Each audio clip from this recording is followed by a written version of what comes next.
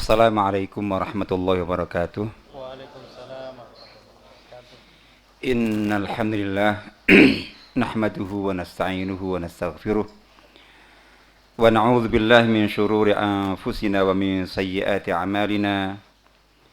May yahdihillahu fala mudilla lahu wa may yudlil fala hadiya lahu wa asyhadu an la ilaha illallah wahdahu la syarika lahu wa asyhadu anna Muhammadan 'abduhu wa rasuluh sallallahu alaihi wa ala alihi wa sahbihi wa man sara ala nahjihi wa da'a bi da'watihi wa iqtafa atharahu wattaba'a sunnatahu wa jahada jihadahu ila yaumiddin.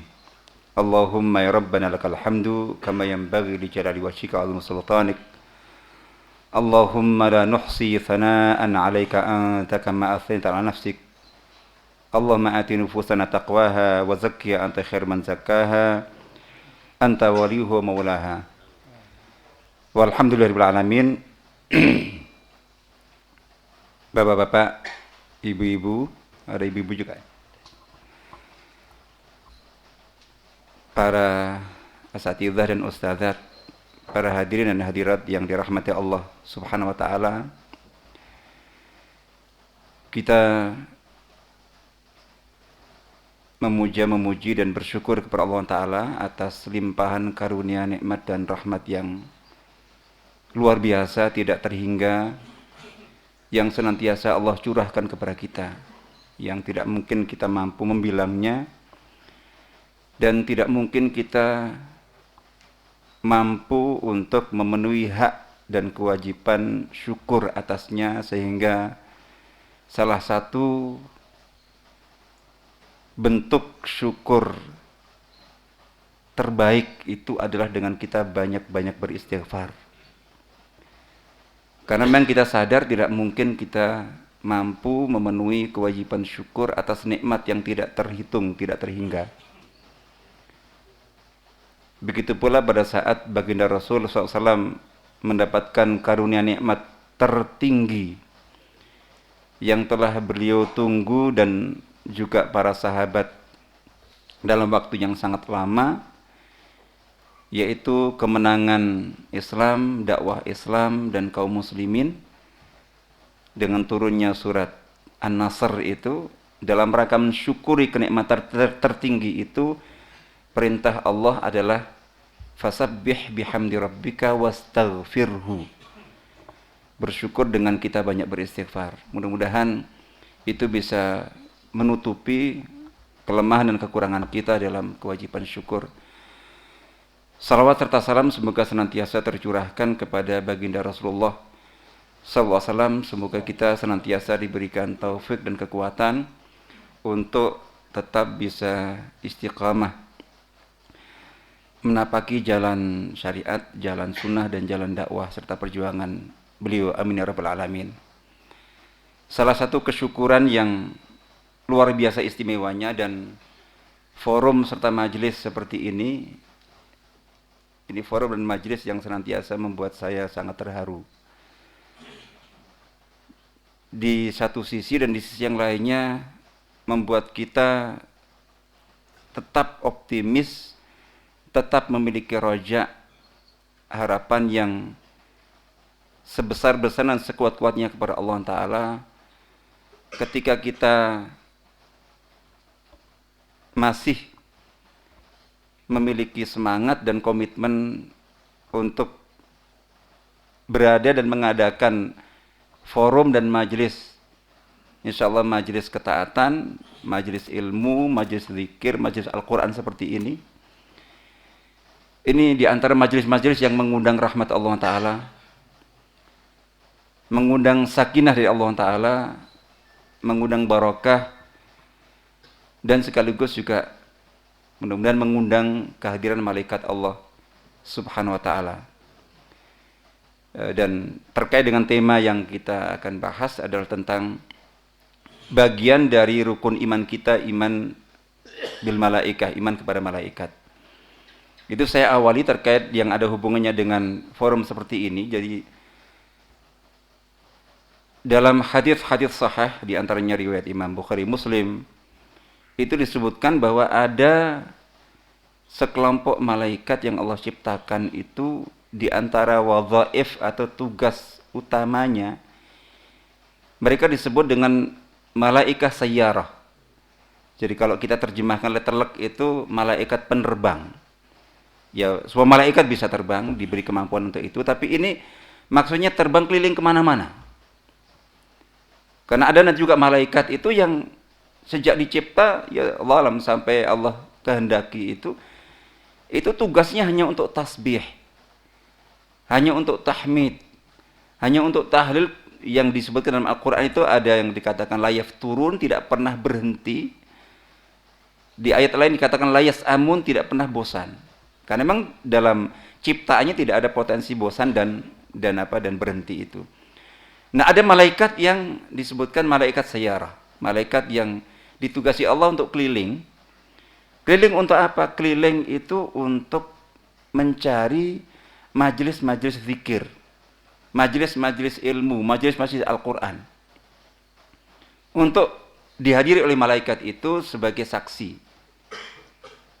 Ketika salah satu atau sebagian malaikat di antara kelompok ini itu mendapatkan majelis yang mudah-mudahan majelis kita termasuk di antaranya, itu beliau kemudian mengatakan kepada yang lainnya, halumu ila hajatikum, itu kemari, ini yang kalian cari ada di sini, untuk berkumpul. Kemudian majelis itu dihadiri oleh malaikat, dan sebuah majelis ketika dihadiri oleh malaikat itu pertanda itu majelis yang diridhai oleh Allah SWT. Dan itu yang kita harapkan, mudah-mudahan termasuk majelis kita ini, sehingga bahwa kita bertemu, kita bersama-sama dengan niat yang ikhlas insya Allah, dan tujuan yang soleh, dan bertemunya orang-orang saleh salihah. Langkah-langkah kita juga masya Allah muwafaqah, masya Allah, itu semua yang akan menambah keberkahan dalam kehidupan kita dan memberikan harapan bahwa dengan adanya niat-niat yang saleh, langkah-langkah yang saleh, dan insya Allah ta'awun 'alal birri wa taqwa seperti ini, itu ya meskipun kita sering dibuat prihatin oleh berbagai kondisi Islam, dakwah Islam dan umat Islam yang memang memprihatinkan, tapi di sisi yang lainnya kita mendapatkan semangat dengan forum-forum seperti ini. Mudah-mudahan kita termasuk di antara umat Nabi Muhammad SAW yang istiqamah dalam menapaki jalan dakwah beliau. Di hadis yang juga sangat terkenal, hadis cukup panjang, saya ambil penggalanya riwayat Imam Muslim. Beliau bersabda, wa majtama'a qaumun fi baitin min buyutillah yatluna kitaballah wa yatadarrasunahu fima bainahum. Di dalam ayat ini memang disebutkan wa majtama'a qaumun fi baitin min buyutillah. Jadi tidak bertemu, tidak berkumpul sekelompok orang, satu kaum di salah satu di antara rumah-rumah Allah Ta'ala. Artinya tekstualnya memang di masjid, tapi insya Allah karena fokusnya yang paling utama itu adalah yatluna kitaballah wa yatadarrasuna fima bainahum. Artinya meskipun tidak di masjid pun, masjid dalam artian formal, tapi insya Allah ini juga mushola, kita tadi barusan salat di sana, itu tetap mendapatkan bagian dari keberkahannya. Itu disebutkan untuk membaca ayat Allah, kitab Allah, mengkajinya di antara mereka, itu kecuali kaum atau sekelompok orang yang melakukan itu akan mendapatkan 4 fadilah, 4 keutamaan yang luar biasa. Dikatakan illa nazarat alaihimus sakinah, turun kepada mereka sakinah, ketenangan, kedamaian dari Allah SWT. Dan itu yang sangat kita butuhkan dalam hidup ini. Yang kedua, wa ghasyiyatuhumur rahmah, bahwa mereka itu dilingkupi, diliputi oleh rahmat kasih sayang.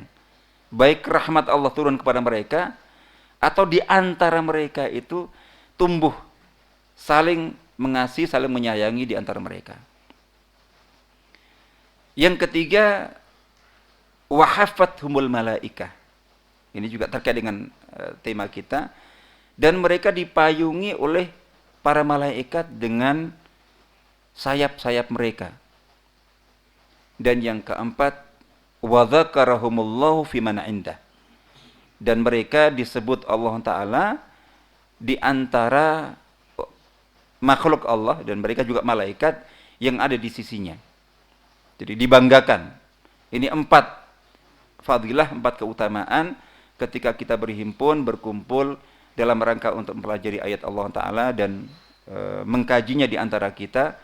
Kita mendapatkan sakinah, ketenangan, mendapatkan rahmat, dan dihadiri oleh malaikat, dipayung oleh para malaikat sebagai bukti keridhaan. Dan yang keempat adalah yang paling puncaknya, itu dibanggakan Allah Ta'ala, disebutkan di antara para malaikat yang ada di sisinya. Mudah-mudahan majelis kita termasuk di dalamnya. Para hadirin, para hadirat yang rahmati Allah Ta'ala, kita bicara tentang malaikat. Mengapa kok kemudian dikaitkan dengan jin dan setan? Sebetulnya kalau ini pada hakikatnya mungkin tidak etis. Kalau dari sisi etika. Jadi bahwa kalau kita baca dalam kajian para ulama juga ini tentang malaikat sendiri, alamul malaikah. Sifatnya juga biasa dikatakan dalam salah satu kitab yang ditulis oleh para ulama itu alamul malaikatil abrar, itu dengan sifatnya. Jadi alam malaikat yang baik, yang terpuji. Nah, dipisahkan di kitab lain itu alamu al-jinni wasyayatin. Jadi ada alam lain, memang termasuk alam gaib, tapi terpisah. Tidak sama. Sama-sama ke gaib, tapi kita bisa sebutkan kegaiban itu berlevel-level, bertingkat-tingkat. Jadi jin yang termasuk alam gaib itu bukan berarti kemudian dia tahu semua yang gaib. Jadi bagi mereka itu juga banyak sekali kegaiban yang mereka sendiri tidak tahu. Bahkan saya cenderung berpendapat bahwa tingkat kegaiban roh manusia, roh kita itu kan juga gaib. Tingkat kegaiban roh manusia itu lebih tinggi daripada kegaiban jin itu sendiri. Salah satu petunjuknya itu bisa kita lihat dalam dalam firman Allah Ta'ala di surat Saba ya. Itu di surat Saba itu kisah tentang wafatnya Nabi Sulaiman alaihissalam. Jadi Allah Ta'ala berfirman, a'udzubillahi minasyaitonir rajim, falamma qadayna 'alaihi al-mauta ma dallahum 'ala mautihi illa dabbatul ardi ta'kulu min sa'atah. Falamma kharra tabayyanatil jinnu allau kanu ya'lamunal ghaiba ma labithu fil 'adzabil muhin.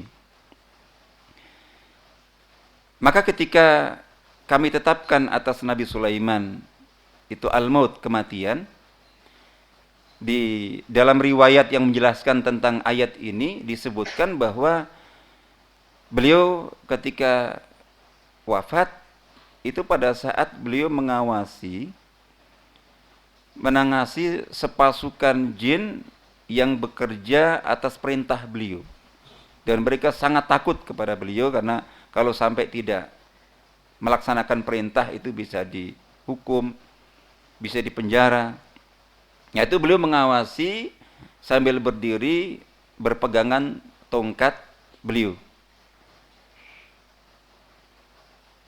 Nah, itu jin bekerja jadi untuk beliau. Nah, disebutkan bahwa di tengah-tengah itu Nabi sallallahu alaihi wasallam wafat. Jadi dicabut nyawa beliau dan dipisahkan ruhnya dari jasad beliau, tentu oleh malakul maut, oleh malaikat pencabut nyawa, yang biasa selama ini dikenal dengan nama Israel, meskipun tidak ada satupun riwayat hadis yang menyebutkan tentang nama ini. Tapi memang athar para ulama biasa juga menyebutkan dalam kitab-kitab mereka. Sehingga mungkin lebih, kalau kita mau lebih hati-hati itu ya kita katakanlah malakul maut aja. malaikat pencabut nyawa. Nah, disebutkan bahwa ma dallahum ala mautihi illa dabbatul ardi ta'kulu min sa'ata. Bahwa jin-jin itu tidak tahu kalau Nabi Sulaiman alaihissalam itu sudah wafat, sudah meninggal. Yang membuat atau memberitahu mereka itu adalah jadi dabbatul ard. Ada yang menyebutkan ya semacam rayap gitu ya. Jadi hewan-hewan kecil dari bumi yang makan tongkat beliau. Dimakan oleh rayap, semacam rayap itu kemudian akhirnya patah. Karena patah, tadinya beliau berpegang begitu, akhirnya beliau jatuh. Falamma kharra, ketika Nabi Sulaiman jatuh, kharra, baru tabayyatul jin. Jadi jelaslah bagi jin, ternyata Nabi Sulaiman sudah wafat. Ini sejak kapan wafatnya itu? Nah ini yang dikatakan gitu, bahwa tabayyanatul jinnu allau kanu ya'lamunal ghaiba, kalau saja seandainya mereka tahu yang gaib. Nah, coba gaib yang mana di sini? Yang terkait dengan ini adalah kegaiban datangnya malakul maut. Ya. Dan terpisahnya roh Nabi Sulaiman dari jasad beliau. Jadi, karena gaib apa ya? Tentang kematian beliau. Jadi dikatakan kalau seandainya mereka tahu tentang yang gaib, niscaya mereka tidak akan bertahan berada dalam siksa yang menghinakan. Jadi dikatakan mereka bekerja di bawah perintah Nabi Sulaiman tanpa mampu melawan itu bagi mereka adalah merupakan siksa yang menghinakan. Nah, mereka bekerja mengapa? Karena mereka tahu dikiranya Nabi Sulaiman masih hidup. Karena kalau masih hidup, tahu mereka tidak bekerja, mereka bisa dihukum. Jadi seandainya kok tahu mereka sudah lama tidak kerja lagi. Nah, ada level-level seperti ini yang kita sebutkan. Baik, jadi kita sebetulnya tadi saya sebutkan seandainya, jadi mungkin etikanya sebetulnya memang tidak digabungkan dalam penyebutan. Hanya saja karena memang dalam pembahasan kita terkait, jadi terkait erat sekali. Jadi ketika kita bicara tentang rukun iman yang kedua, al-iman bil malaikah ini, itu mengapa kita kaitkan dengan masalah jin dan setan, itu karena memang banyak sekali persepsi, banyak sekali keyakinan, banyak sekali anggapan yang akhirnya bahwa penyikapan-penyikapan yang terkait dengan alam malaikat dan juga penyikapan kaum muslimin, kita fokus kepada kaum muslimin, itu terhadap malaikat, alam malaikat itu salah, menyimpang, bahkan sampai pada tingkatan mungkin bisa syirik, pembatal tauhid. Itu persepsi-persepsi itu kecampuran dengan persepsi yang sebetulnya terkait dengan alam jin dan setan.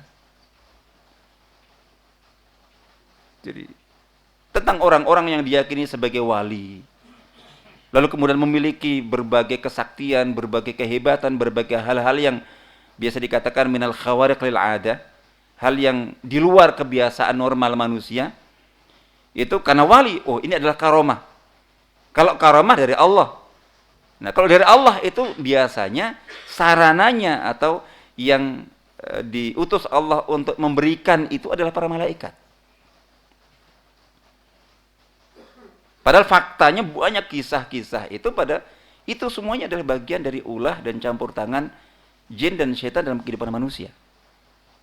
Sampai pada orang-orang yang mengaku sebagai nabi atau orang-orang yang mengaku atau diyakini menerima wahyu di antara nabi-nabi palsu misalnya, yaitu juga kalau wahyu kan dari malaikat Jibril. Dia merasa menerima suara, menerima ayat, menerima ya bagi mereka perintah firman dikatakan dari Allah Ta'ala, dan dia anggap bahwa ini dari malaikat Jibril alaihissalam. Hakikatnya juga bahwa itu semuanya adalah dari bagian dari gangguan dan godaan serta campur tangan jin dalam kehidupan mereka. Dan banyak sekali peristiwa-peristiwa yang itu diyakini oleh kaum muslimin, dilakukan oleh malaikat dari Allah SWT pada hakikatnya itu semuanya terkait dengan jin dan syaitan. Termasuk di sebagian masyarakat ada bahkan istilah orang-orang yang dianggap diyakini atau orang itu yang mengklaim memiliki khadam malaikat. Na'udzubillah. Jadi ini bahwa pertama khadam itu artinya pembantu, pelayan. Artinya ya bisa disuruh-suruh oleh orang yang katanya memiliki itu. Ini Rasul Ulul Azmi pun itu tidak diberi Allah kelebihan ini.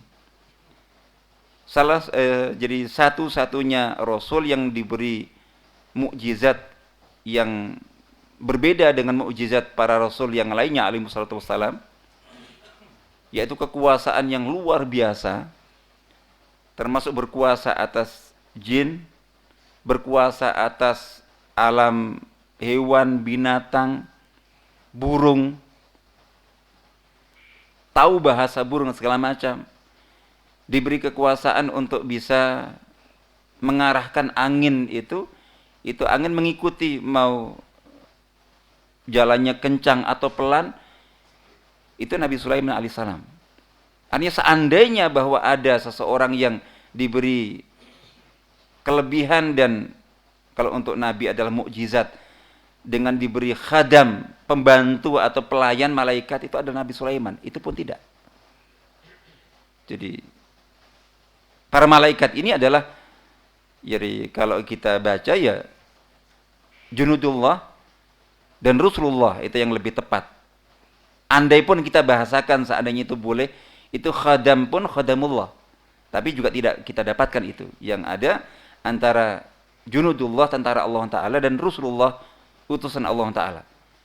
Jadi hanya Allah yang memiliki kemampuan dan hak untuk memerintah malaikat.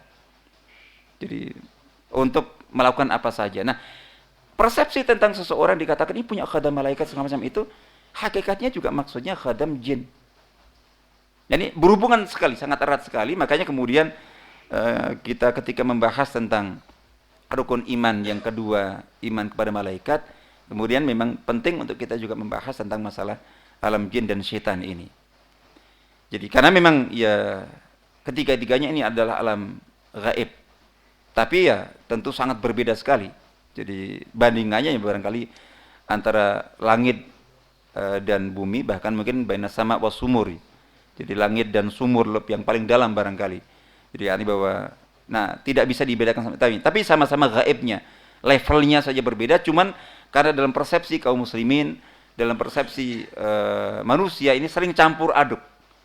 Jadi pertama persepsi tentang malaikat itu sendiri itu sering campur-campur dengan persepsi tentang jin.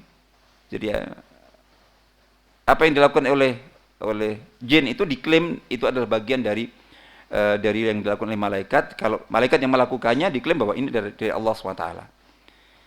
Baik, jadi kita berbicara tentang bagian dari rukun iman atau keimanan kita kepada Allah Ta'ala. Saya ingin menegaskan bahwa ketika kita bicara tentang keimanan dan akidah, salah satunya kita berbicara tentang rukun iman kepada malaikat, kepada kitab-kitab, kepada rasul-rasul, kepada al-jaza, al-yaumul akhir, kepada al-qadha dan qadar. Khususnya dalam konteks ini iman kepada malaikat dan rasul-rasul.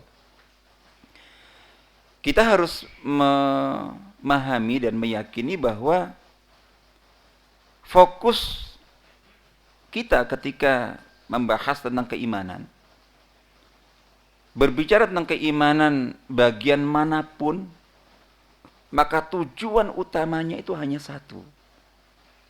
Dalam rangka untuk meneguhkan, mengokohkan, dan menguatkan serta memurnikan tauhidullah. Jadi semua rukun iman yang 6 itu kalau kita perhatikan itu fokusnya ya satu itu.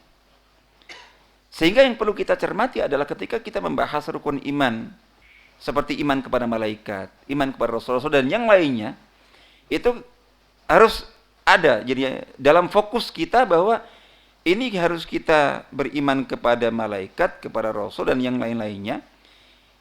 Target kita, fokus utama kita adalah bagaimana dengan keimanan kita kepada malaikat itu semakin mengokohkan dan menguatkan keimanan kita kepada Allah. Jadi semakin memurnikan tauhid kita kepada Allah. Dan jangan sampai kita mengimani rukun iman manapun yang justru malah mengurangi, menggerogoti, mengganggu, merusak, bahkan melencengkan keimanan tauhid kita kepada Allah. Karena tidak sedikit ketika target seseorang beriman itu tidak dalam rangka untuk mentauhidkan Allah SWT, itu mengimani malaikat dengan cara yang justru malah merusak tauhid. Jadi menempatkan malaikat sebagai sekutu Allah, menempatkan Rasul sebagai sekutu Allah, bahkan bukan Rasul, menempatkan manusia sesoleh apapun, setinggi apapun derajatnya, itu disikapi, dihormati, dimuliakan, tapi kelebihan. Jadi lebih daripada yang semestinya. Justru malah merusak tauhid itu. Jadi kesesatan kaum Nasrani dari mana? Ya karena dari cara beriman kepada Nabi Isa alaihissalam yang tidak fokus imannya kepada beliau itu dalam rangka tauhidullah. Akhirnya malah berimannya itu malah merusak tauhid yang membuat mereka bagian dari orang-orang yang menyekutukan Allah Ta'ala. Oleh karena itu pesan baginda Rasulullah SAW, la tutruni kama atratin nasara Isa bin Maryam. Janganlah kalian mengkultuskanku sebagaimana kaum Nasrani mengkultuskan Isa ibn Maryam. Walakin qulu Abdullah wa Rasuluh. Untuk aku katakan saja dan imani aku adalah hamba Allah dan Rasulnya. Kita beriman kepada malaikat, apalagi kita membahas tentang jin dan setan, dia bukan masuk dalam rukun iman. Tapi sangat penting sekali karena memang salah satu pintu perusak dan pengganggu tauhid yang paling utama itu pintunya dari sini. Pintunya dari cara mempersepsikan, cara memahami, dan cara menyikapi alam jin dan setan. Itu rata-rata akhirnya kemudian malah merusak kemurnian tauhid kita kepada Allah Ta'ala. Nah ini bahwa kita membahas rukun iman manapun dalam konteks itu. Lalu kemudian tadi oleh Ustaz Abdurrahman disinggung bahwa kita berbicara tentang alam malaikat, alam jin, alam setan, ini alam gaib. Jadi sehingga dari awal ketika kita berbicara tentang hal gaib, tentang alam gaib, tentang kegaiban, dan ini salah satu ciri utama orang-orang beriman, orang-orang muttaqin, alladzina yu'minuna bil ghaibi, itu adalah bahwa kita harus komit dan konsis dengan kaidah-kaidah. Jadi kaidah-kaidah penyikapan dan keimanan kepada yang gaib. Gaib itu artinya di luar jangkauan kemampuan indrawi kita. Bahkan di luar jangkauan akal dan logika kita. Sehingga bagaimana cara kita mengimaninya itu tidak ada jalurnya, tidak ada pintunya kecuali Al-Quran dan As-Sunnah As-Sahihah. Al-Quran Al-Karim dan Al-Hadits As-Sahih. Tidak ada selain dari itu, tidak ada akal, tidak ada logika. Jadi tidak ada penelitian. Termasuk di antaranya tidak dibenarkan kita untuk menerima informasi tentang alam gaib, di antara alam gaib jin itu melalui sumber seseorang yang mengatakan ini saya dapati informasi-informasi ini dari wawancara saya dengan jin muslim. Ada kan buku dialog dengan jin muslim. Pada saatnya Masya Allah, sangat laris sekali dan terkenal sekali. Dan banyak mempercayai yang ada di situ. Itu tidak dibenarkan. Jadi, karena sederhananya saja kita tanya, artinya bahwa dari mana Anda tahu bahwa dia Muslim? Jadi, dari mana Anda tahu bahwa dia adalah Muslim? Oh, pengakuan dia. Jadi, kalau pengakuan dia, kita mendapatkan hadis sahih muttafaqun alaih, kisah apa? Sayyidina Abu Hurairah yang ditugasi Nabi untuk menjaga harta sedekah atau zakat, yang kemudian datang jadi sesosok orang tua yang mau mencuri harta zakat itu, kemudian ditangkap sampai berulang 3 malam. Itu. Nah, sampai ya saya singkat karena panjang kalau kita. Intinya adalah kemudian ketika terakhir ditangkap oleh Sayyidina Abu Hurairah, dan kemudian karena sudah 3 malam itu berkali-kali dia ketika mau dilaporkan kepada Nabi, dia nangis-nangis minta tolong lepaskan saya ini terpaksa, saya sudah tua, saya punya anak-anak, saya punya keluarga. Jadi akhirnya dilepaskan karena kasihan. Nabi bertanya, apa yang dilakukan oleh tawananmu semalam? Katanya. Ya dia gini, ketahuilah bahwa dia berdusta dan pasti dia akan kembali. Jadi, nah sampai kemudian yang ketiga itu kemudian akhirnya dilepaskan juga setelah dia mengatakan, saya akan memberitahukan kepadamu sesuatu yang bermanfaat untukmu. Ya intinya diberitahu tentang fadilah membaca surat ayat kursi sebelum tidur. Jadi, nah itu kemudian dilaporkan kepada Nabi. Untuk bagian itu tentang fadilah ayat kursi yang diajarkan oleh dia itu benar. Tapi Nabi mengatakan, jadi tahukah engkau siapa yang datang kepadamu 3 malam itu? Dia adalah syaitan. Nah, untuk yang disampaikan kepadamu tentang fadilah ayat kursi sebelum tidur itu, yang ketika seorang membacanya maka dia akan terjaga oleh Allah Ta'ala sepanjang malam, itu dari gangguan syaitan dan semuanya. Itu Nabi mengatakan, shadaqaka wa huwa kadzub. Jadi untuk yang ini dia jujur kepadamu, tapi ketahuilah dia tetap adalah pendusta. Jadi ini hukum umum. Sehingga itu, ini bahwa secara umum yang kita sikapi. Nah, sehingga dia pendusta, tidak boleh. Jadi bahwa dia ada tanda-tanda bahwa dia mungkin saya uji dia mungkin hafal ayat kursi, hafal ayat Al-Qur'an. Loh, orang manusia itu orientalis banyak yang hafal ayat Al-Qur'an. Banyak yang hafal hadis. Kalau masalah hafal itu. Jadi, nah, ini yang tidak, arti intinya adalah sumbernya hanya Al-Qur'an, sumbernya hanya As-Sunnah, insyaallah itu. Dan dalam hal ini kita mempelajari masalah keimanan kepada malaikat, dan kemudian kita kaitkan dengan alam gaib, jin dan setan, itu adalah karena ya dalam rangka untuk pertama untuk meneguhkan keimanan kita, dan juga mungkin meluruskan pemahaman-pemahaman, persepsi-persepsi yang salah, yang menyimpang itu seputar alam gaib yang ada kaitannya dengan malaikat, jin dan setan ini. Dan yang paling utama diantaranya adalah bagaimana sikap kita.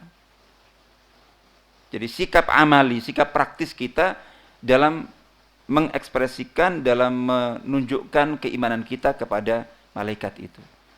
Dan dalam hal ini mungkin yang bersifat praktis itu adalah bahwa, jadi apa tanda, apa bukti, apa pengaruh dari keimanan kita kepada malaikat.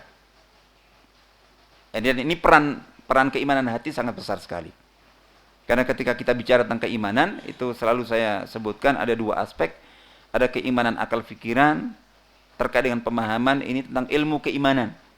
Yang juga harus kita amankan, karena ketika kita tidak mendapatkan, atau tidak memiliki pemahaman yang benar, proporsional, dasarnya Quran Sunnah, itu juga bisa sangat berbahaya. Sangat mudah untuk kita terpengaruh dengan pemikiran-pemikiran, pemahaman-pemahaman yang menyimpang. Yang kedua adalah keimanan aspek hati.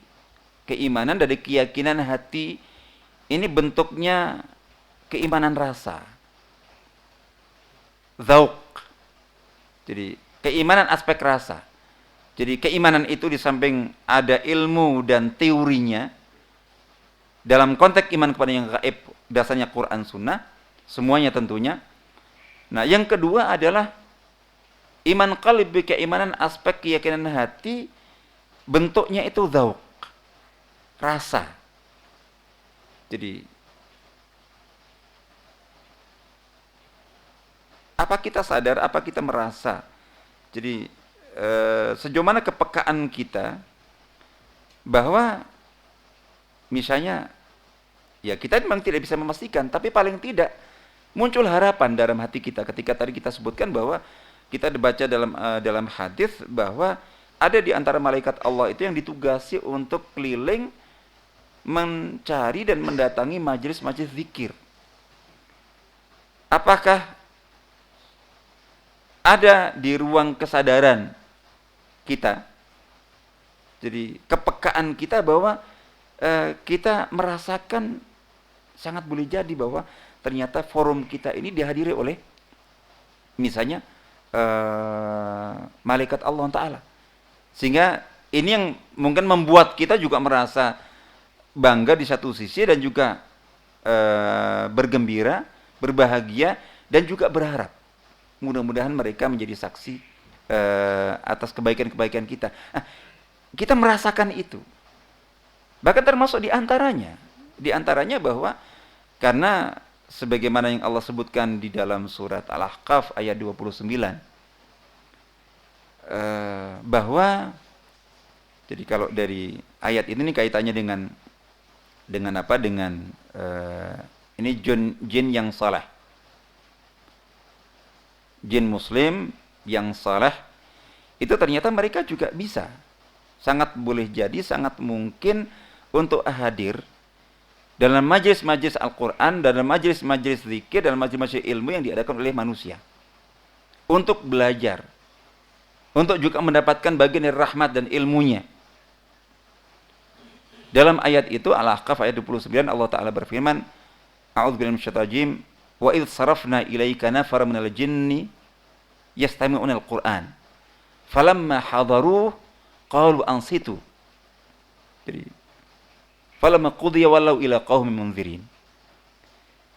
Dan ingatlah ketika kami, kata Allah Ta'ala, kami arahkan kepadamu sekelompok dari golongan jin untuk mendengarkan Al-Quran yang engkau baca.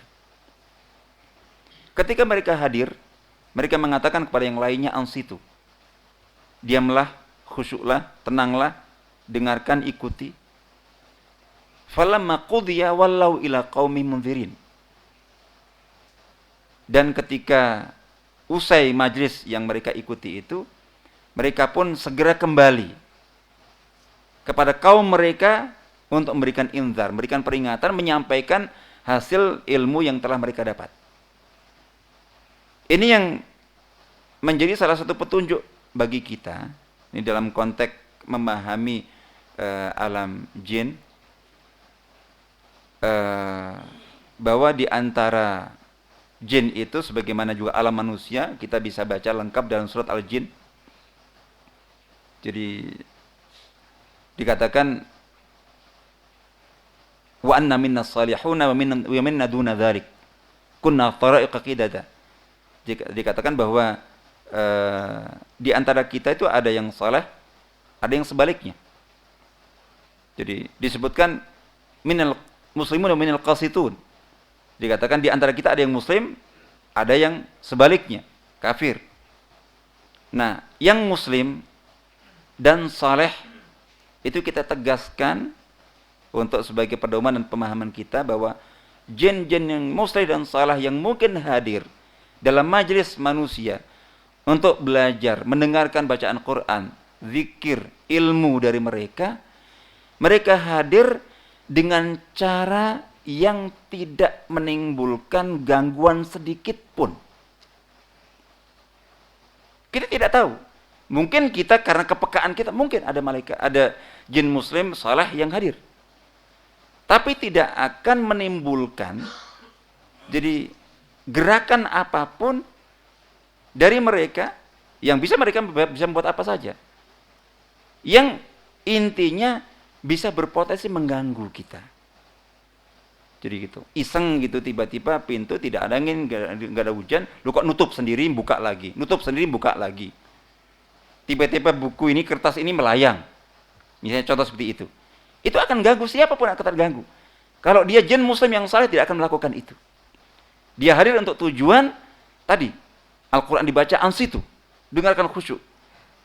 Jadi, falamma qudiya, begitu majelis selesai, walau langsung mereka kembali. Tidak tetap bertahan, apalagi untuk mengganggu. Artinya ketika ada jin-jin yang ada di sekitar manusia menampakkan diri dalam bentuk apapun dan mereka diberi kemampuan untuk itu dan bisa berpotensi mengganggu siapapun, orang dewasa, laki-laki, perempuan, anak-anak, itu berarti indikasi imma mereka jin kafir atau jin muslim yang tidak saleh. Jadi, karena dikatakan kalau jin muslim yang saleh ketika hadir itu walau langsung begitu selesai kembali, dan tujuannya mereka untuk belajar dan kembali kepada kaum mereka menunaikan kewajibannya sebagaimana kita untuk berdakwah, memberikan inzar. Nah, ini yang kemudian di kalangan kaum muslimin ada persepsi-persepsi, bahkan mohon maaf di sebagian lembaga pendidikan itu dikatakan, oh ini ada asrama yang kamar tertentu itu dikosongkan. Mengapa kok dikosongkan? Karena di situ ada santri murid dari golongan jin.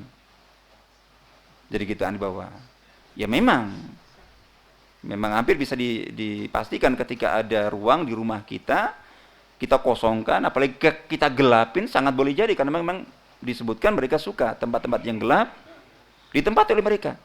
Tapi yang tidak benar adalah ketika dikatakan mereka adalah santri yang datang untuk belajar. Jadi, kalau memang santri betul-betul, dia tidak butuh kamar itu. Dia mungkin datang sewaktu ketika ada pelajaran, seperti ayat Al-Ahqaf tadi itu, begitu selesai langsung balik.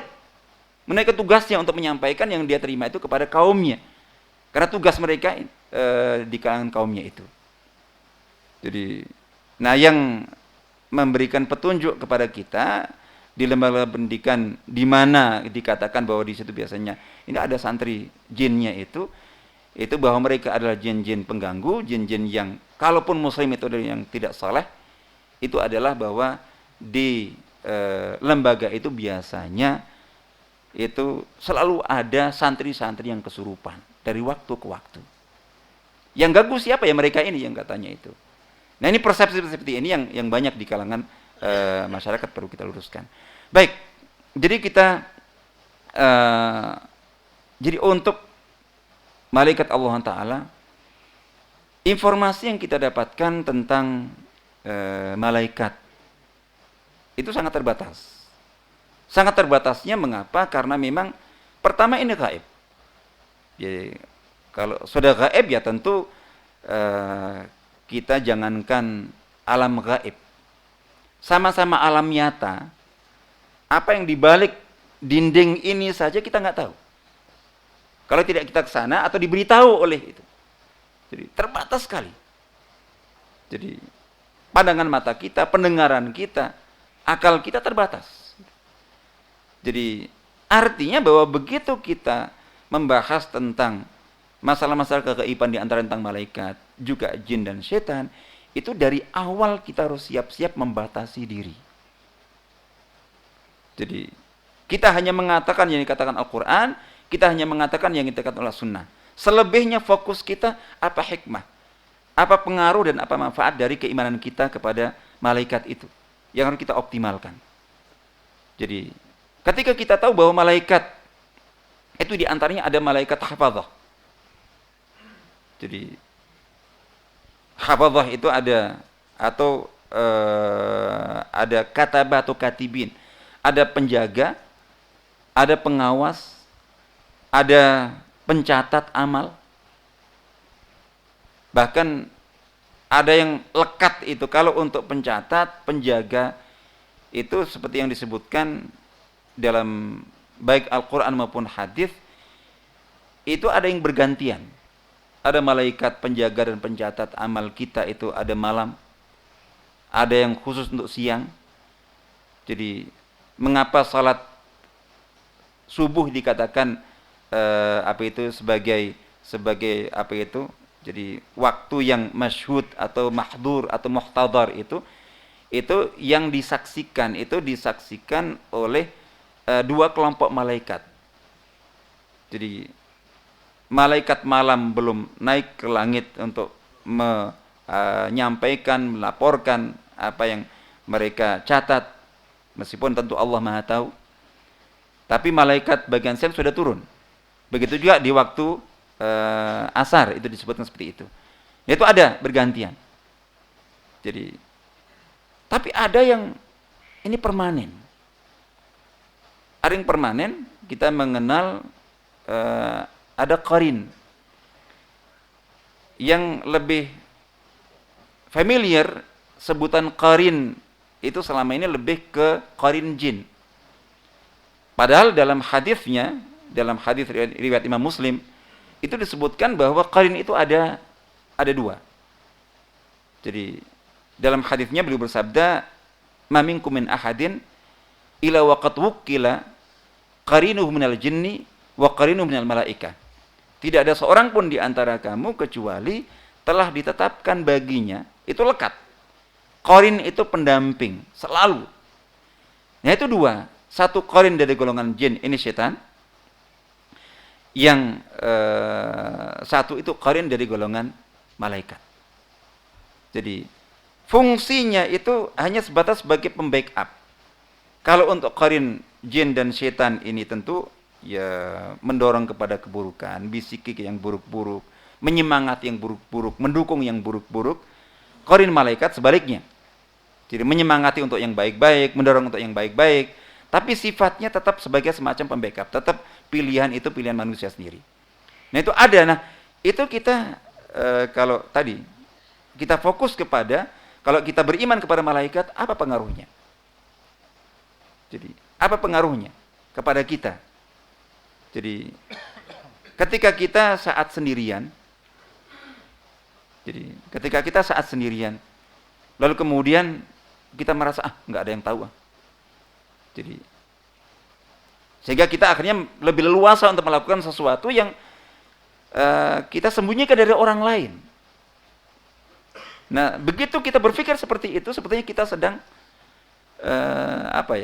Jadi sedang membuktikan bahwa keimanan kita kepada yang gaib itu lemah. Utamanya keimanan kita kepada Allah, kita merasa enggak diawasi orang. Tidak ada orang yang melihat. Kita lupa Allah sangat maha melihat. Dan juga kita lupa bahwa ada malaikat. Yang qarin mencatat kita juga di sana malaikat pencatat. Nah, ada kesadaran seperti itu Masya Allah. Terus disebutkan bahwa ini ada rumah yang dimasuki malaikat, ada rumah yang tidak dimasuki malaikat. Ada majelis yang didatangi malaikat, ada majelis yang tidak didatangi malaikat. Nah, apakah kita senantiasa dalam kesadaran yang baik untuk selalu mempertimbangkan itu ketika melakukan sesuatu? Ini saya melakukan ini disukai malaikat atau tidak? Karena sesuatu disukai oleh malaikat atau tidak, itu tanda apakah yang kita lakukan diridhai Allah atau tidak. Nah, fokus kita ke sana. Jadi, hanya apakah kita dalam kesadaran yang baik tentang itu. Jadi insya Allah gitu. Jadi walak kita juga. Jadi ini kaitannya juga bagaimana perasaan kita dalam berbagai kondisi ketika kita bisa disergap perasaan takut dan segala macam itu. Itu ketika ini kita mereka begitu tahu karena tidak ada yang membela. Maksudnya tidak ada yang membela, tidak ada yang menemani kita, tidak ada yang dekat dengan kita dari kalangan manusia. Terus kita rasa ketakutan yang luar biasa. Loh kita lupa kalau kita memang dalam kebaikan kebenaran ada Allah. Ada malaikat yang mungkin diutus Allah Ta'ala untuk mendukung kita sebagaimana malaikat diutus Allah Ta'ala untuk untuk membela orang-orang yang beriman. Jadi dalam peperangan-peperangan itu yang diutus Allah Ta'ala dalam para malaikat. Dan perlu saya lagi-lagi saya ingatkan kalau dari kalangan jin Coba diperhatikan dan kita perbagi persepsi kaum muslimin selama ini. Jadi termasuk yang memiliki pemahaman bahwa ya kita bisa meminta tolong kepada jin yang soleh dalam kebaikan. Ini memang dibahas, bahkan termasuk Imam Ibnu Taimiyah itu juga memiliki statement-statement, ungkapan-ungkapan yang para ulama banyak mendiskusikannya. Jadi kaitannya dengan isti'anah bil jin. Jadi meminta tolong kepada jin untuk hal-hal yang baik atau hal yang mubah. Itu beliau cenderung untuk membolehkan. Kalau kita perhatikan dan segala macam selama ini, ya dari sejarah tentu panutan utama kita adalah para nabi, para rasul. Jadi kalau seandainya itu dimungkinkan, itu coba kita baca dalam sejarah para nabi dan rasul alaihi wassalam. Kehadiran makhluk jin dalam kehidupan mereka, itu adakah kisah, riwayat, peristiwa-peristiwa di mana malaikat jin hadir dalam konteks yang positif? Wallahu alam, kalau ada yang mungkin ingat dan barangkali mungkin menemukannya, saya bisa diingatkan atau mungkin ada yang bisa menyampaikan kepada saya. Karena sampai saat ini saya belum menemukan. Jadi sejak Nabi Adam alaihissalam, kisah para nabi, para rasul. Jadi dengan para jin itu yang hadir ya dalam kehidupan mereka, itu semua dalam konteks yang negatif, dalam konteks mengganggu, sampai Nabi Muhammad SAW. Jadi mereka berperang, itu tidak ada cerita bahwa kemudian ada kelompok jin muslim yang datang membantu berbondong-bondong. Yang ada Allah mengutus malaikat di perang Badar, di perang-perang yang lainnya semuanya. Tidak ada kisah. Yang ada malah jin-jin yang mengganggu. Jadi kisah di Baitul Aqabah kita tahu. Jadi nah sehingga memang yang hadir itu dalam konteks itu. Kalau hadir dalam konteks, jadi hadir dalam konteks yang tidak kita ketahui, Nabi pun tidak tahu. Jadi ketika sekelompok malaikat datang itu kepada Nabi dan mendengarkan bacaan Quran beliau, Nabi sendiri tidak tahu aslinya. Baru Allah Ta'ala memberitahukan. Makanya di awal surat Al-Jin kita baca, A'udzubillahi minasyaitonir rajim, bismillahirrahmanirrahim. Qul uhiya ilayya annahu istama'a nafar minal jinni faqalu inna sami'na qur'anan ajaba. Kalau seandainya Nabi sudah tahu, mengapa kok pakai qul uhiya ilayya? Diwahyukan kepadaku bahwa telah ada sekelompok jin yang datang. Jadi kenapa perlu ada wahyu? Karena Nabi sebelumnya tidak tahu. Jadi itu. Nah, mereka hadir untuk mendengarkan sampai Nabi pun tidak tahu. Jadi gitu. Meskipun ada momen-momen tertentu yang bahkan beliau sempat pernah diundang oleh jin, beliau pernah berdakwah dan menyampaikan kepada jin, tapi itu bukan kaidah, itu pengecualian. Jadi dalam riwayat-riwayat itu disebutkan antara 2-3 kali. Jadi bahwa diyakini oleh para ulama semuanya bahwa beliau diutus sebagai rasul itu kepada manusia dan juga kepada jin. Tapi untuk tugas dakwah yang aktif, proaktif hanya di kalangan Bani Adam, kalangan manusia. Untuk jin itu Allah yang ngatur, ada cara tersendiri. Jadi karena ya alamnya beda. Tapi intinya risalahnya adalah juga untuk mereka. Jadi insya Allah seperti itu. Nah, artinya bahwa jadi dalam bagaimana kita, yang paling utama bagaimana cara kita beriman itu di antaranya kepada malaikat ini, itu selain kita memiliki bingkai pemahaman keilmuan seputar malaikat sebatas yang disebutkan oleh Al-Quran, sebatas yang disebutkan oleh As-Sunnah. Selain itu adalah kita berusaha untuk bagaimana melatih kepekaan keimanan kita. Sehingga betul-betul memang kita rasakan. Jadi ya memang dengan perasaan ya. Jadi kita hadirkan Dan mereka itu Masya Allah itu diciptakan Allah Ta'ala untuk hikmah yang sangat besar tentunya, dengan tugas yang sangat banyak sekali. Nah itu dalam berbagai ayat maupun hadis kita dapati bahwa para malaikat alaihissalam itu dilibatkan oleh Allah Ta'ala dalam seluruh rangkaian dan tahapan dalam kehidupan manusia. Sejak dari penciptaan, terus kelahiran, pertumbuhan, semua tahap dalam kehidupannya sampai kewafatan. Ya, kita tahu bahwa pada saat Allah Ta'ala berkehendak untuk mencipta satu makhluk manusia, itu kan disebutkan pada saat dalam di kandungan ibundanya di usia yang ke-4 bulan, dikatakan dalam hadis itu fayursalu ilaihil malak, malaikat diutus. Jadi kemudian diperintahkan untuk mencatat rizkinya, ajalnya, amalnya. Malaikat terlibat di awal sekali sampai kelahiran, terus kemudian dalam kehidupan semuanya yang tadi kita sebutkan bahwa ada malaikat hafadh, ada malaikat katibin, ada malaikat penjaga, pencatat, dan segala macam itu. Ada raqib atid, ada qarin sampai kewafatan. Bahkan dan ba'dal wafah. Jadi gitu. Ada munkar nakir. Jadi naimul qabr dan azabul qabr itu juga tentu melibatkan juga malaikat. Jadi kewafatan juga yang diutus untuk mencabut nyawa itu juga malaikat, malakul maut. Itu terlibat dalam seluruh aspek kehidupan kita. Nah, yang jadi cara kita mengimani adalah bagaimana kita tahu bahwa kita termasuk orang yang keimanannya baik kepada malaikat itu ditandai oleh sejauh mana tingkat kepekaan kita, kesadaran kita.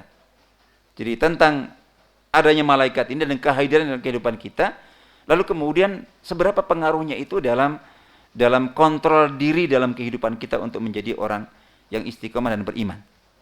Jadi ini yang paling utama.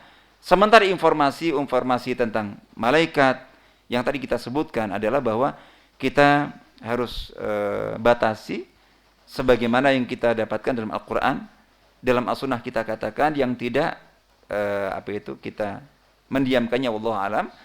Selebihnya fokus kepada fungsi, fokus kepada manfaat, fokus kepada hikmah serta pengaruh dan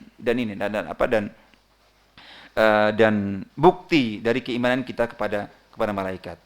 Nah, terkait dengan informasi-informasi, saya kira mungkin banyak di antara kita yang sudah mengetahui, sekedar untuk sedikit mereview bahwa kalau kaitannya dengan malaikat, jin dan setan itu sama-sama alam gaib, tapi dengan kegaiban dan tingkat kegaiban serta alam gaib yang berbeda. Dimulai dari asal penciptaan. Dalam hadis riwayat Imam Muslim atau bahkan muttafaq alaih disebutkan bahwa khuliqatil malaikatu min nur wa khuliqal jan min nar wa khuliqa Adam kama wusifa lakum, bahwa malaikat dicipta dari cahaya, jin dicipta dari api, dan Adam alaihissalam dan yang merupakan abul bashar, jadi bapak manusia, dicipta sebagaimana telah disifatkan kepada kalian, yaitu dari tanah. Artinya bahwa dari penciptaannya. Lalu kemudian untuk fungsi, tujuan dan tugasnya disebutkan mereka sebagai makhluk Allah, gaib, sebagai utusan Allah, sebagai tentara Allah. Disebutkan mereka dicipta dengan sifat keimanan, kebaikan, tidak ada potensi buruk dalam diri mereka. Ini kebalikan dari iblis dan setan. Jika malaikat dicipta dengan potensi keimanan, kebaikan, tidak ada keburukan sekecil apapun, sedikit pun, Maka iblis dan setan dicipta dengan potensi itu kekufuran, kejahatan, dan kerusakan. Itu kebalikan, semuanya ada hikmahnya. Ini nah, hanya saja mungkin saya singgung sedikit kaitannya dengan jin dan setan ini. Di antara kelompok, jadi banyak sekali kaum muslimin termasuk di antaranya, itu terbagi dua umumnya. Jadi ya umat manusia. Jadi ya, untuk kaum muslimin itu yang berlebihan dalam persepsinya kepada alam jin, memberikan kekuatan yang dahsyat sekali, menguasai manusia, bisa menyelamatkan dan bisa mencelakakan. Jadi bahkan kemudian ya banyak yang benar bergantung kepada mereka. Ya sebagai bukti dan contoh adalah maraknya fenomena perdukunan, fenomena sihir, fenomena peramalan yang sekarang diberi judul dan nama yang mentereng. Memang dukun sudah tidak disebut dukun sekarang di sini. Jadi tidak disebut penyihir. Jadi tapi keren-keren sudah. Jadi paranormal dan segala macam, orang pinter dan lain sebagainya. Nah, artinya bahwa itu semuanya berhubungan dengan jadi alam jin ini. Jadi alam jin ini, dan itu bagian dari pengelabuan mereka. Nah, kaitannya dengan ini, dengan jin dan setan itu kalau kita baca dalam Al-Qur'an, baca dalam hadis, itu kita banyak sekali kita dapati ayat-ayat dan hadis-hadis yang berbicara tentang jin tapi dibahasakan setan. Bicara tentang jin dibacakan di bahasanya, lafalnya itu setan. Bicara tentang setan juga ada kecampuran sebutan jin di sana. Sehingga akhirnya kemudian ada yang mengatakan ini satu atau dua. Jadi iblis, jin, setan ini. Ya memang banyak diskusi di antaranya, tapi terus terang saja yang saya pilih itu di antara pendapat para ulama adalah bahwa jadi asal muasalnya ini mereka semuanya jin, setan, iblis, setan itu adalah dari jenis makhluk yang satu. Jin yang dikatakan kalau manusia pertamanya Nabi Adam alaihissalam, ada yang menyebutkan jin pertama al-jan. Jadi artinya yang disebutkan diciptakan min marjim minar, itu dari percik api. Jadi, nah disebutkan bahwa ini manusia berketurunan, jin juga berketurunan, iblis juga berketurunan. Jadi Allah sebutkan di dalam surat Al-A'raf ya. Jadi ayat 27 itu, jadi innahu yarakum huwa qabiluhu min haitsu la tarawnahu. Sungguhnya dia iblis itu dan qabiluhu adalah pasukannya, keturunannya itu melihat kalian sementara kalian tidak bisa melihat mereka. Yang dari sini Imam Syafi'i rahimahullah menyimpulkan dari ayat ini bahwa barang siapa yang mengaku atau mengklaim bisa melihat jin, itu dikatakan turaddu syahadatuhu, kesaksiannya ditolak. Artinya seandainya kok ada proses peradilan, di situ butuh saksi atau apapun yang butuh saksi, orang yang seperti itu tidak boleh menjadi saksi karena sudah dinas diklaim sebagai pembohong. Quran mengatakan manusia tidak bisa melihat jin, tapi dia mengatakan dia bisa melihat jin, atau ada orang yang bisa melihat jin diklaim seperti itu. Jadi itu, nah yang dimaksud adalah melihat jin dalam bentuk aslinya. Jadi sementara orang-orang yang diyakini atau dianggap atau mengaku bisa melihat jin itu pada hakikatnya tidak melihat jin. Jin itu yang menampakkan diri kepada dia. Jadi karena dia memang diberi kemampuan untuk bisa menjelma, malih rupa. Jadi dalam bentuk apapun, dalam hadis-hadis disebutkan banyak. Jadi bisa dalam bentuk ular, kalajengking, anjing, bisa juga dalam bentuk manusia, dan itu banyak cerita dan kisahnya. Jadi diberi kemampuan itu, dan dia bisa menampakkan diri, menunjukkan diri dalam bentuk apapun. Hanya suaranya, hanya mungkin jadi bekasnya. Jadi ya tadi misalnya, tiba-tiba pintu tertutup, jendela terbuka. Jadi loh, ini kok meja kursi bisa berjalan. Jadi ada salah seorang ustadz bercerita, seorang janda yang ditinggal mati oleh suaminya. Dikatakan ya suaminya dulu ya punya perewangan atau punya rewang begitu religion, ya rupanya akrab dan istrinya juga tahu. Setelah meninggal, itu rupanya tidak mau jauh-jauh ini, yang dulu perewangan suaminya itu ya sering menggoda si ya maunya ingin ikut tetap kepada si jandanya ini. Dia maunya nggak mau. Tapi ya selalu melakukan berbagai hal, ya mungkin barangkali tujuannya untuk menarik, sering bantu. Jadi ketika si ibu ini mau merapikan misalnya kok meja kursinya, itu tiba-tiba meja kursi udah bergerak sendiri. Jalan sana tertata sendiri. Dia ke belakang mau ngambil air dari sumur, ini timba sumur itu jalan sendiri. Sudah. Dan seperti itu. Kadang-kadang dia lagi duduk gitu, dia ngomong, ini kalau seandainya ada sate yang enak, tiba-tiba sate yang masih kepul-kepul itu tiba-tiba sudah ada di depan dia. Itu seperti itu. Ya itu ya ulah dia tahu bahwa itu adalah ulah jin yang dulu menjadi perewangan suaminya dulu itu. Jadi cuman ya itu ketika dikatakan ketika dia baca Quran sering diganggu. Quran dibaca baik-baik gitu, ini tiba-tiba nutup, dibuka lagi, nutup lagi, di contoh itu. Nah, artinya ada jadi gerakan-gerakan seperti itu banyak sekali. Nah, jadi yang tadi kita katakan bahwa asal dari itu adalah itu jin. Nah, itu aslinya, kemudian mereka makhluk dan secara umum lebih dulu daripada manusia. Jadi lebih dulu dari manusia terciptanya, meskipun persisnya seperti apa. Terus antara mereka dengan malaikat kita tidak mendapatkan informasi yang bisa memastikan, dan itu tidak perlu untuk kita selidiki. Cukup yang jelas secara umum ada informasi sebelum manusia itu yang ada kita ini kan. Nah, itu ada, lalu kemudian ada di antara mereka yang kemudian disebutkan menjadi iblis itu. Jadi ini petunjuknya para ulama ketika membahas tentang iblis ini siapa, itu juga berbeda pendapat. Ada di antara mereka yang mengatakan dia di antara malaikat, aslinya sebelumnya malaikat.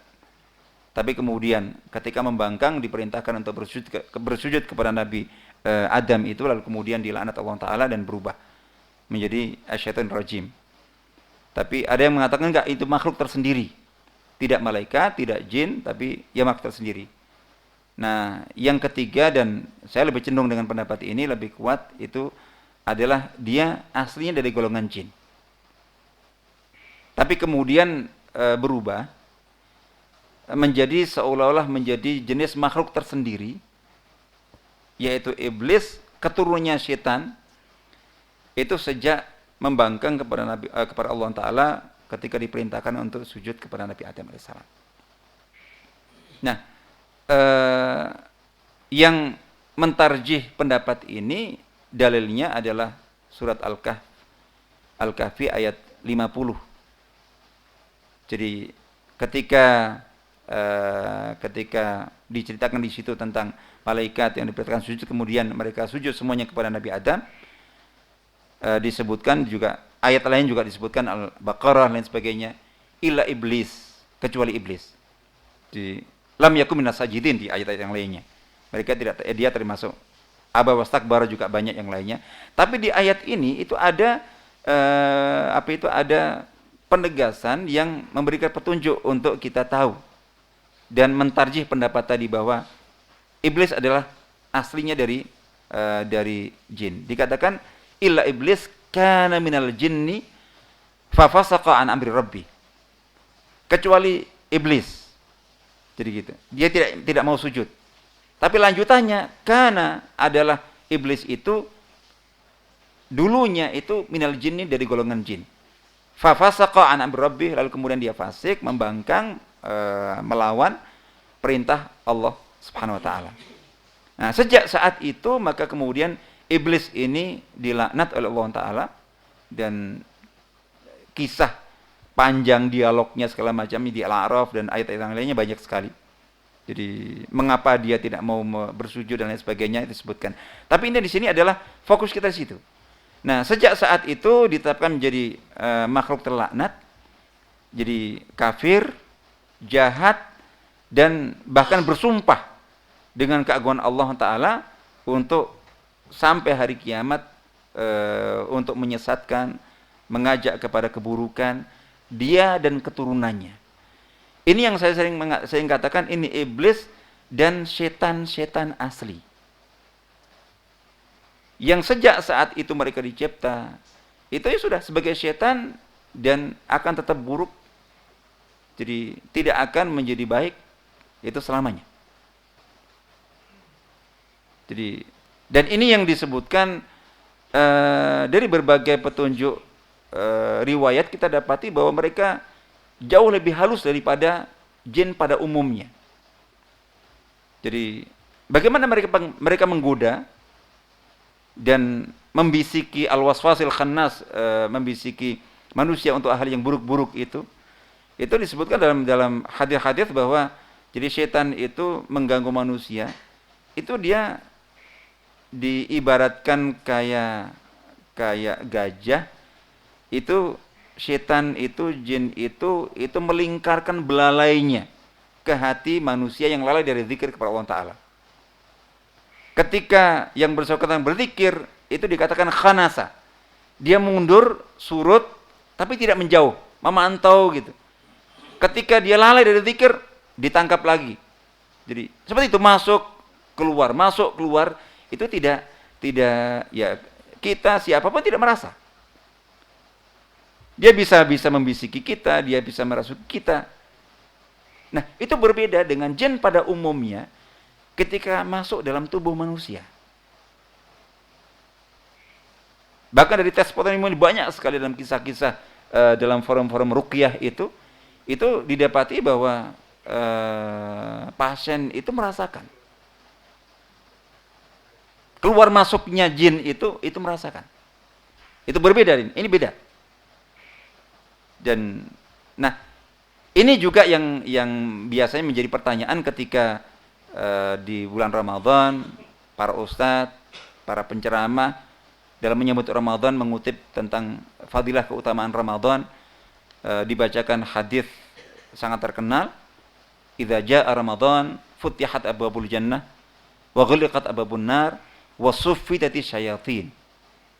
Jadi ketika datang bulan Ramadan, maka seluruh pintu surga dibuka selebar-lebarnya, seluruh pintu neraka ditutup serapat-rapatnya, dan setan-setan dibelenggu. Itu saya termasuk yang mengikuti pendapat para ulama yang mengatakan ini hakiki. Setan-setan dibelenggu selama sebulan penuh, mereka dirantai, dibelenggu, dinonaktifkan dari daya godanya. Sehingga sering saya katakan, ketika seseorang selama bulan Ramadan masih juga ada niat jahat, ada perilaku jahat, ada sifat jahat, jangan lagi tuduh setan. Setan sedang dirantai, setan sedang dibelenggu. Jadi gitu. Itu dari hawa nafsu kamu asli. Itu dari an-nafsul ammarah bisu yang ada dalam dirimu sendiri. Jadi artinya bahwa sudah, jangan tuduh setan di situ. Setan sedang dirantai. Dilepas nanti pada saat malam Idul Fitri. Jadi gitu, ini bahwa itu pada saat itu. Nah, sering kemudian ditanyakan, loh Ustaz, ternyata kan masih banyak orang yang kerasukan di bulan Ramadan. Jadi gitu, ini bahwa, nah saya katakan bahwa yang merasuki bukan setan itu yang dimaksud. Itu jin-jin itu. Nah kalau untuk jin-jin itu kayak manusia. Manusia jahat, manusia kafir masih ada dirantai. Jadi gitu. Yang dirantai adalah setan asli. Yang goda kita itu keluar masuk tanpa kita merasakannya dan sangat halus sekali. Dan dahsyat sekali apa itu godaannya, daya godanya. Nah, sementara jin-jin kafir, jin-jin jahat, seperti yang disebutkan Allah dalam surat Al-Jin tadi, artinya bisa muslim, bisa kafir. Artinya bahwa sebagaimana manusia. Sebelumnya dulu Sayyidina Umar itu kafir, jahat sekali. Musuh Islam yang paling utama. Begitu juga para sahabat yang lainnya. Jadi sebelumnya aulia syaitan. Tapi setelah beriman masuk Islam menjadi aulia Allah, wali-wali Allah Ta'ala. Nah, jin pada umumnya itu yang tadi masih bisa merasuki, masih mungkin ada potensi bisa muslim, bisa kafir, bisa muslim lagi. Tapi untuk yang asli tadi itu selamanya akan tetap menjadi setan dan jahat. Itu seperti itu contohnya. Nah, itu yang merasuki. Itu yang merasuki yang berbeda. Nah, mereka itu juga biasa disebut setan, itu sifatnya. Sebagaimana juga manusia, itu yang jahat itu dikatakan juga setan. Tapi bukan setan asli. Jadi sama ketika kita katakan bahwa ada orang yang saking begitu jahatnya, kita katakan, oh ini dia Abu Jahal. Apa dia Abu Jahal? Bukan. Sifatnya kayak Abu Jahal. Abu Jahal aja asli ada. Tapi orang ini mirip Abu Jahal. Bahkan ada yang kayak Fir'aun. Kayak apa, seperti contoh. Oh kayak Qarun misalnya seperti itu. Jadi bahwa sampai dikatakan seperti itu. Nah, itu ada. Nah, ini ada orang yang dikatakan setan, juga jin dikatakan setan, itu sifatnya. Saat dia jahat, itu sifatnya setan. Tapi kalau setan asli itu permanen, selamanya akan seperti itu. Nah, itu yang keturunan iblis yang terlaknat tadi itu yang selamanya insyaallah begitu. Nah, ini dalam konteks ini, jadi bahwa dalam konteks ini kita harus bisa memilah, memisah. Jadi kalau dari sisi alam sangat jauh berbeda. Ini alam malaikat sampai disebutannya juga al-abrar. Jadi kiramin bararah. Jadi bahwa ibadun mukramun itu untuk malaikat, sementara terkait dengan jin, syaitan itu dalam konteks yang rendah. Nah, ini sikap umum kita. Ini sikap umum kita kepada mereka yang lebih dominan. Yaitu kita kalau untuk malaikat itu kita mencintai mereka, kita berwala kepada mereka, kita ya berusaha untuk melakukan hal-hal yang dicintai oleh mereka, didekati oleh mereka, dihadiri oleh mereka, karena itu semuanya tanda-tanda keridhaan Allah Taala kepada kita. Sementara untuk alam jin, sikap dasar kita adalah kita itu menjauh dan berlindung. Makanya ketika ada yang berpendapat bahwa kita boleh minta tolong, pertama bagaimana caranya? Jadi ini bahwa kita kerjasama kolaborasi dengan jin itu bagaimana juga caranya? Jadi bahwa sementara mereka bisa melihat kita tidak bisa melihat mereka. Jadi bahwa terus dengan siapa? Bagaimana kita kadang dengan manusia saja kita bisa salah. Orang yang kita sangka tadinya baik ternyata sebaliknya, apalagi yang tidak terlihat kepada kita. Sehingga sikap dasar utama kita adalah kita dominankan sikap ta'awudz, sikap berlindung diri kepada Allah Ta'ala, sikap menjauh, tidak malah mendekat, tidak malah kerjasama, tidak malah minta tolong. Jadi karena kalau kita baca surat Al-Jin disebutkan seperti surat Al-Jin ayat 6 itu, a'udzu minasyaitonir rajim, wa annahu kana rijalun minal insi ya'udzuna birijalin minal jinni fazadhum rahaqa.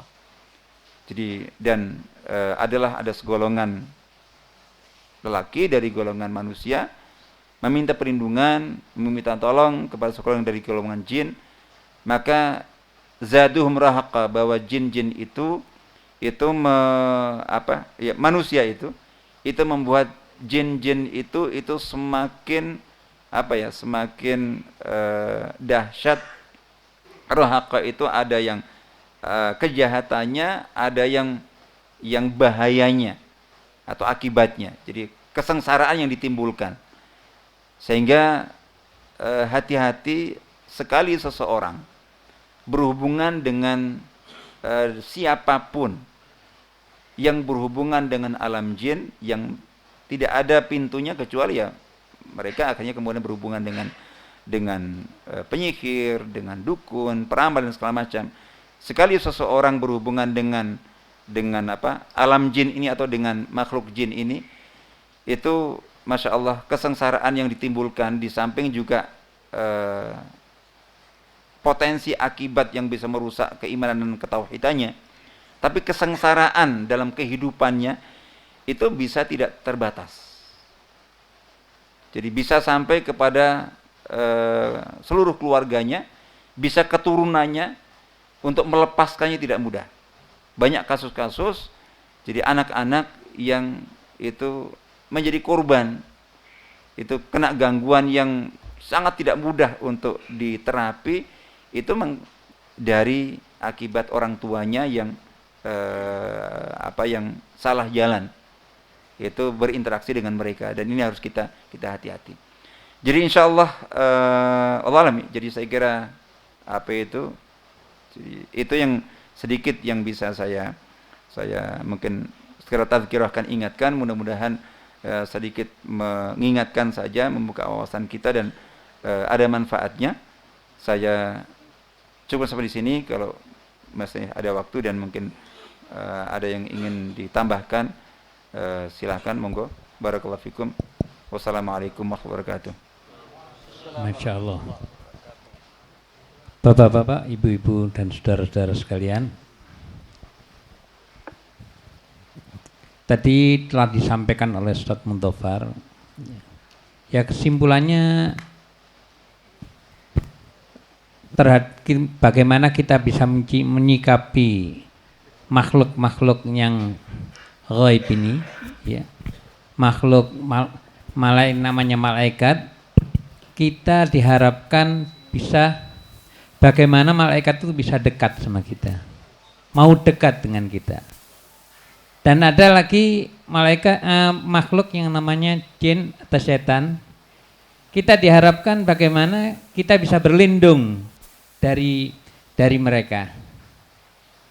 Di sini saya menambahkan, untuk supaya kita itu jangan selalu didekati oleh setan, jin atau setan, untuk itu jangan meremehkan doa-doa yang sudah diajarkan oleh Rasulullah SAW.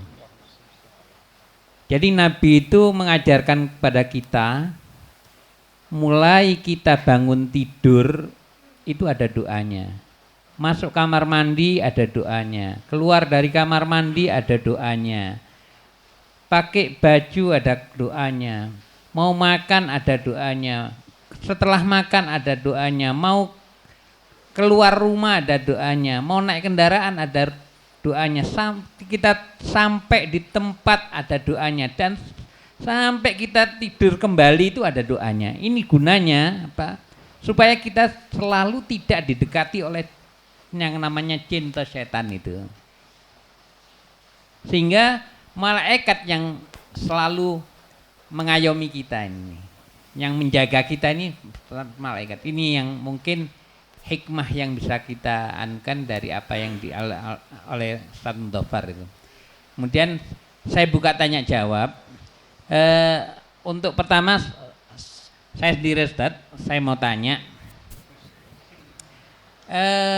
di dalam Al-Quran yang disebutkan tadi, bahwa Allah Ta'ala berfirman, wa idh qulna lil malaikati isjudu li adama fasajadu illa iblis. Di sini disebutkan illa iblis, padahal yang diperintahkan oleh Allah Ta'ala para malaikat. Tadi dikatakan oleh Ustadz Mundofar bahwa malaikat dan iblis ini beda sekali makhluknya ini.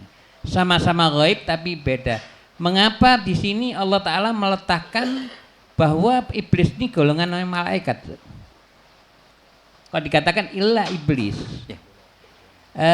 Atau mungkin saya salah persepsi dalam masalah ini. Mohon penjelasan. Ya, langsung. Ya, jadi ya ini ayat ini, jadi ayat-ayat yang berbicara tentang perintah Allah kepada para malaikat untuk sujud kepada Nabi Adam alaihissalam, itu yang dari redaksinya yang kemudian menimbulkan perbedaan pendapat di antara mereka tentang iblis ini siapa, asalnya dari mana. Yang tadi kita sebutkan ada 3 pendapat itu. Ada yang mengatakan, di antara yang mengatakan bahwa dia dari golongan malaikat itu ya karena konteks ayat itu, siaknya yang dikatakan, loh ini Allah memerintahkan, yang diperintahkan malaikat gitu ya, untuk sujud.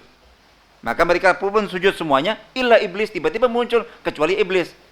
Jadi berarti oh ini iblis ini dari malaikat. Itu diantaranya sebabnya karena itu. Nah, itu diantaranya. Tapi kemudian sejak saat itu berubah. Ini mungkin satu-satunya malaikat yang berubah. Cuman saya tidak ini, jadi agak jauh itu. Artinya bahwa malaikat yang diciptakan tadi dari cahaya dan potensi awal itu ibaratnya ya kalau mau kita andaikan, seandainya malaikat mau jahat nggak bisa, nggak ada potensinya. Sebagaimana setan seandainya mau berbuat baik nggak ada potensinya. Kalau kita punya 2 potensi, manusia dan jin pada umumnya itu punya potensi takwa dan fujur. Fa'alhamaha fujuraha wa taqwaha. Qad aflaha man zakaha wa qad khaba man dassaha. Nah, untuk malaikat memang potensi baik, sehingga ada yang berubah. Bahkan sampai yang disebutkan hadis tentang qarin itu kan, itu ketika Nabi ditanya apakah termasuk engkau Rasulullah juga ada qarin jin, itu iya termasuk aku. Tapi Nabi mengatakan illa annallaha a'anani fa aslama fala ya'muruni illa bi khair. Jadi iya aku pun punya qarin jin, tapi Allah membantuku. Nah di sini para ulama berselisih. Kata-kata fa aslama itu ada yang memahami maka dia pun masuk Islam. Jadi gitu. Maka dia tidak menyuruhkan kecuali dengan kebaikan. Kalau qarin kita jin itu nyuruh yang buruk-buruk.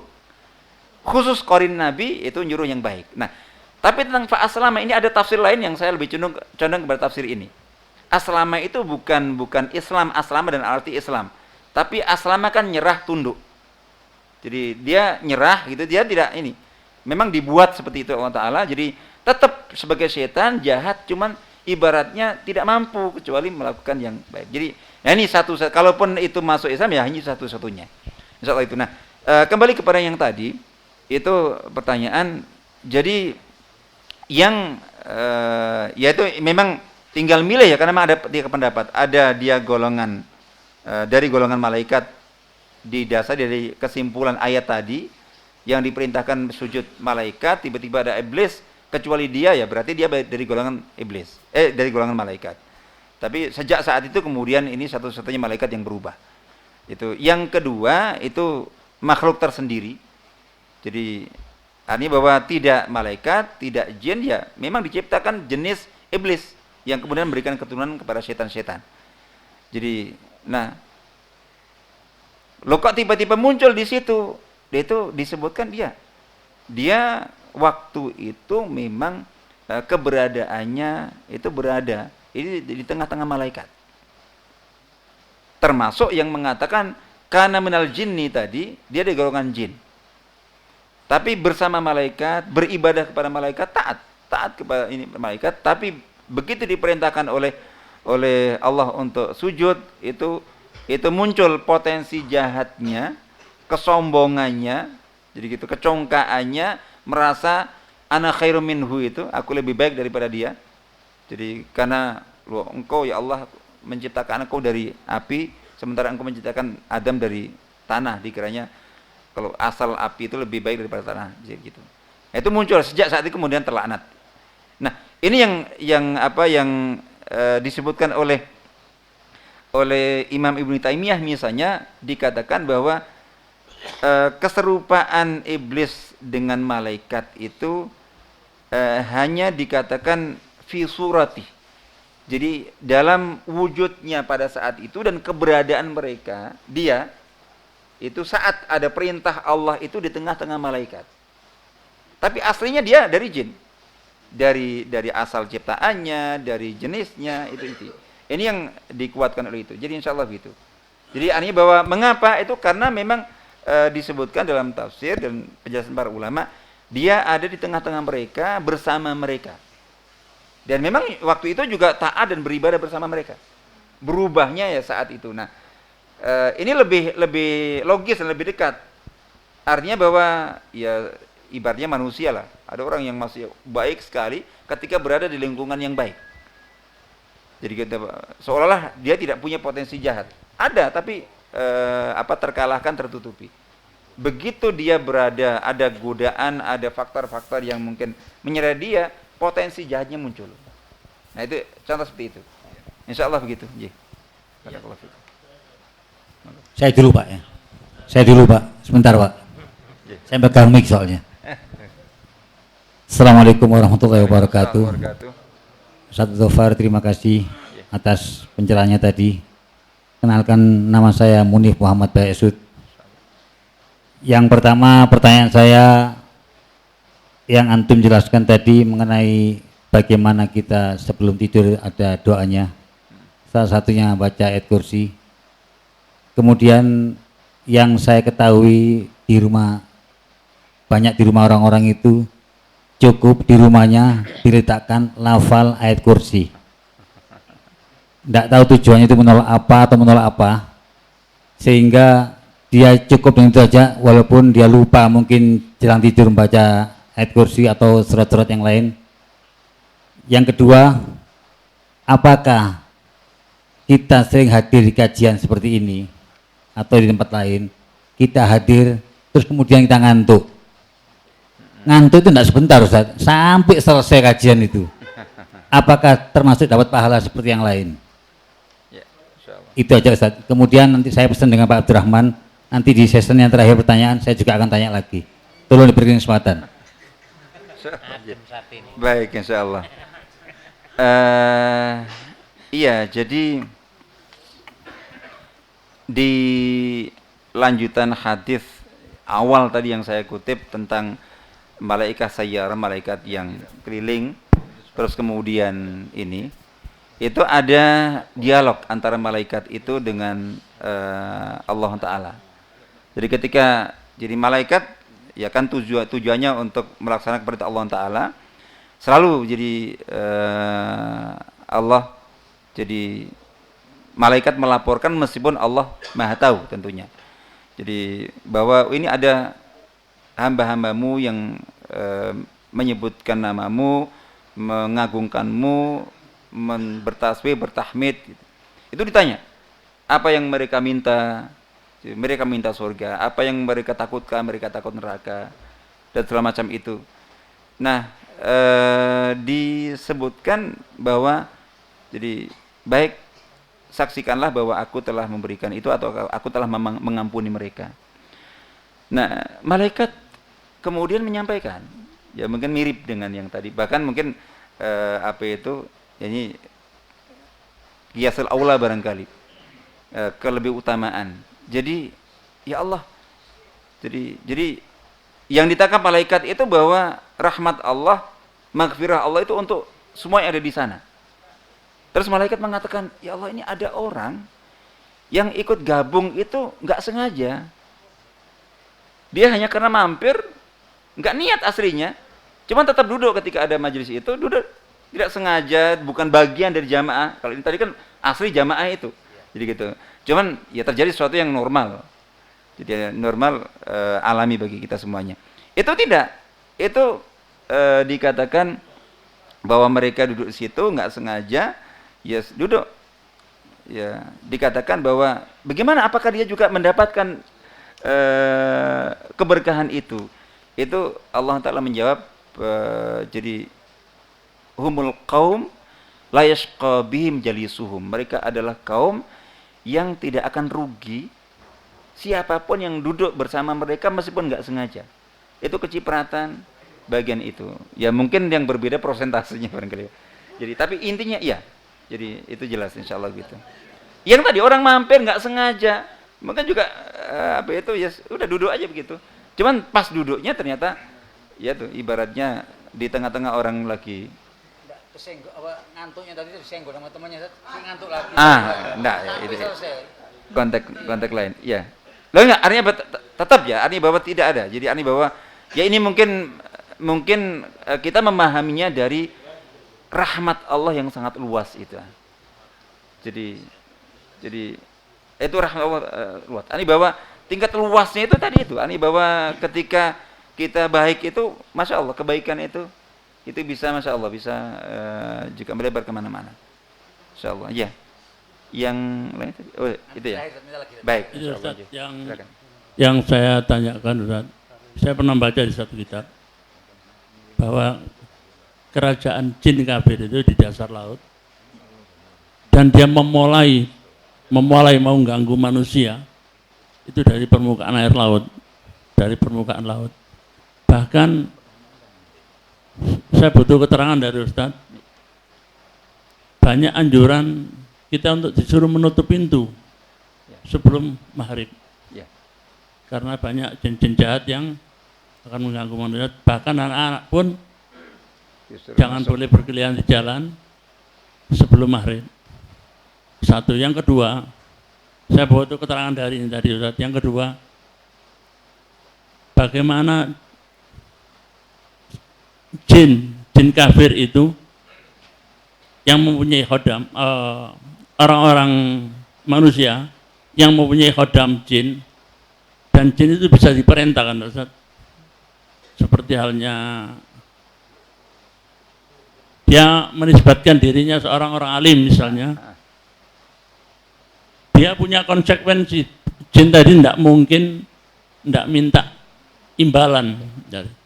Hukumnya apa orang yang miara jin itu? Syukran Ustaz, terima kasih. Baik, insya Allah untuk yang pertama, iya memang apa itu di dalam hadis-hadis disebutkan bahwa jadi ya kalau dikatakan kerajaan atau ini kisah terkait dengan iblis, jadi raja dan pemimpin setan itu yang punya pasukan dan mengirim pasukannya kemana-mana, lalu kemudian dari waktu ke waktu mereka datang untuk melaporkan tugasnya, ada yang tugasnya untuk menyesatkan orang, yang membuat orang ragu-ragu, meninggalkan sholat, melakukan kemaksiatan dan segala macam. Itu jadi menjerumuskan orang kepada kebid'ahan, kemaksiatan segala macam itu sampai kemudian diantaranya dikatakan bahwa yang paling dipuji adalah ketika ada salah satu jin atau setan yang melaporkan bahwa ini aku mendatangi pasangan suami istri yang aku goda, aku ganggu dengan segala cara sampai akhirnya mereka cekcok dan mereka rusak itu. Termasuk juga 2 sahabat. Nah itu dikatakan, wah ini yang didekatkan, ini yang kamu telah hebat itu melakukan itu. Nah disebutkan dalam konteks cerita itu bahwa ini pemimpinnya itu bahwa tempatnya itu adalah di air. Ya memang bahasanya itu tidak langsung tekstual itu laut ya, bahar, tapi di atas air, di dalam air. Tidak juga disebutkan konteksnya dalam di dasar laut, tapi itu di air. Nah ini yang jadi dari situ itu petunjuknya itu ada. Jadi ya itu dari situ kemudian akhirnya mungkin dikait-kaitan dengan mungkin cerita tentang segitiga bermuda, barangkali bisa jadi itu adalah tempat singgasananya iblis dan segala macam itu. Ya mungkin saja, tapi tidak ada yang bisa kita pastikan. Tapi bahwa itu ada di laut, kalau kita kaitkan dengan orang-orang yang memiliki keyakinan yang menyimpang, terus kemudian memang sangat ini, jadi sangat erat hubungannya ya orang-orang yang belajar yang katanya ilmu itu, tapi ilmu yang dari jin dan setan untuk mendapatkan kekuatan-kekuatan yang tidak biasa. Itu memang dari berbagai cerita tahapan-tahapan kenaikan jenjang untuk level kesaktian mereka itu selalu ada. Tahapan tertingginya itu selalu melibatkan air dan laut. Jadi ya itu mungkin wallah alam, mungkin persembahan puncaknya. Terus ya kalau di kita malah lebih mudah untuk menjelaskannya karena memang ada apa itu pelarungan saji, ada nyanyi Roro Kidul semacam itu, dan berbagai ini, jadi ritual-ritual yang terkait dengan laut itu banyak sekali. Jadi itu semakin menguatkan. Tapi memang ada seperti itu, insya Allah gitu. Ya. Ya, jadi itu banyak. Jadi bahwa memang di dalam hadis-hadis, saya mohon maaf tidak sedang ingat tekstualnya, tapi apa itu hadis sahih itu Rasulullah SAW bersabda bahwa ketika datang waktu terbenam matahari itu, maka tutuplah pintu-pintu, tutuplah jendela-jendela, tapi dan ini jadi apa itu suruh pulang anak-anakmu yang berkeliaran, karena dikatakan bahwa pada saat itu dikatakan jin-jin, setan-setan itu menyebar. Jadi menyebar. Nah, disebutkan kita menutup pintu, menutup jendela, termasuk juga ketika kita selesai makan, makanan kita masih sisa, itu dikatakan jangan dibiarkan terbuka. Itu tutuplah. Kalau tidak ada penutup, itu disunahkan untuk kita misalnya menyilangkan katakanlah misalnya apa? Sendok atau garpu atau misalnya lidi gitu di atasnya. Tapi intinya bukan di situnya. Yang inti itu kita menutup pintu, jendela dan menyilangkan itu dengan menyebut asma Allah, zikir, minimal bismillah. Nah, itu dikatakan bahwa jin itu tidak masuk tidak bisa masuk pintu yang ditutup, jendela yang ditutup, dan makanan yang ditutup, meskipun hanya disilangkan itu formalitas, tapi dengan catatan menyebut asma Allah Ta'ala itu. Nah, ketika iya sama. Nah, ketika disebutkan bahwa ketika itu kita lakukan, jadi mereka berkeliling menyebar itu memang dalam rangka untuk mencari tempat menginap. Ketika kita sudah tutup dengan bismillah itu, maka mereka akan mengatakan kepada teman-temannya, udah, kalian tidak mendapatkan tempat menginap di sini, carilah tempat lain. Jadi kita sekaligus juga makanan, ketika kita makan dengan zikir, kita tutup dengan zikir juga, mereka udah, kalian tidak mendapatkan tempat menginap dan juga makan malam ini. Tapi ketika tidak ditutup dengan zikir dan tidak tadi itu, orang yang makan juga tidak dengan berzikir, dikatakan adraktumul ta'amul mabit, kalian mendapatkan makanan dan penginapan malam ini. Ya, jadi itu jelas ya, kita tahunya dari informasi hadis itu, dan insyaallah hadisnya sahih. Ya, insyaallah itu. Ada yang lain? Assalamualaikum. Oh iya. Oh, ini ada. Iya, saya perlu ini saja secara umum bahwa